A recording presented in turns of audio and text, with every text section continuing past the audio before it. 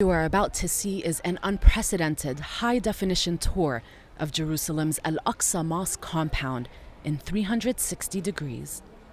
You can look through Islam's third holiest site in more detail than ever before. Millions of feet have walked these grounds, and now you can join them.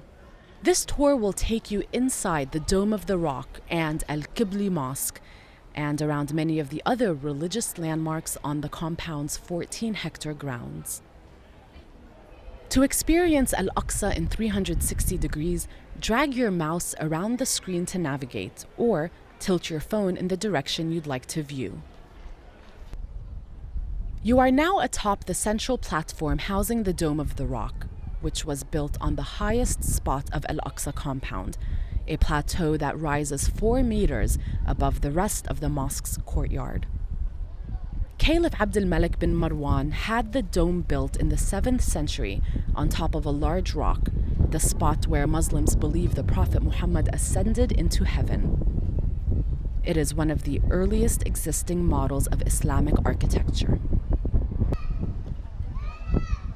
If you look closely at the Dome of the Rock, you will see that it is decorated with tin-glazed earthenware and verses from the Quran.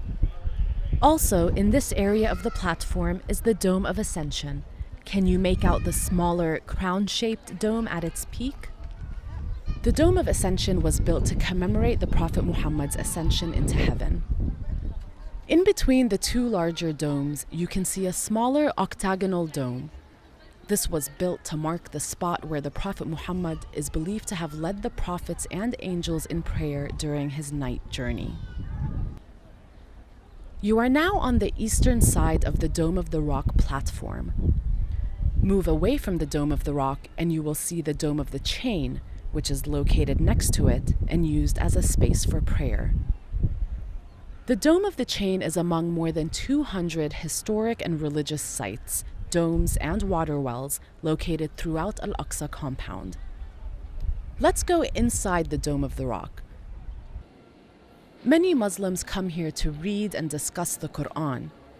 If you look up, you can see a brilliant mosaic of tiles on the ceiling, and towards the center of the room, a cylindrical column houses the Holy Rock of Ascension. Behind the green plastic sheeting, the dome's artwork and mosaics are being renovated. Do you see the open doorway on the side of the central column? These visitors are going downstairs. Let's follow them.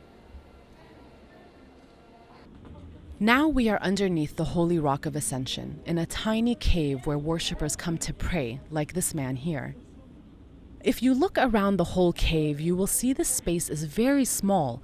Only a handful of people can comfortably pray here at any given time. The cave is a naturally occurring structure, and many Muslims believe that it is blessed.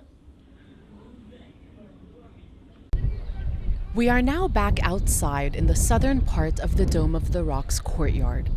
If you look opposite from the Dome of the Rock, you will see another arched gate with a view directly towards the silver-domed Al-Qibli Mosque. Further to the right in the background, can you spot the tall gate of the chain minaret overlooking the western wall? If you look directly in front of the arched entrance to the Qibli Mosque, you will see Al-Kas, a circular fountain surrounded by an elaborate iron fence. This is where worshippers perform their ablutions before prayer.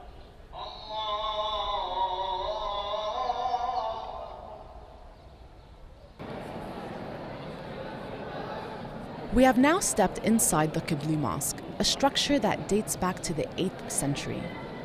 Look around and you will see worshippers in the midst of prayer.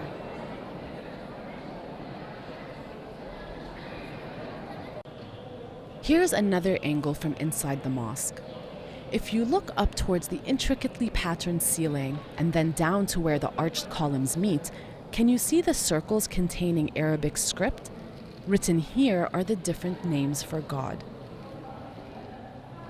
The Qibli Mosque is also referred to as Al-Aqsa Mosque, although that title more accurately describes the entire 14-hectare compound. If you face in the direction of the green arrow, you'll be facing the Kaaba, the direction where Muslims turn to pray.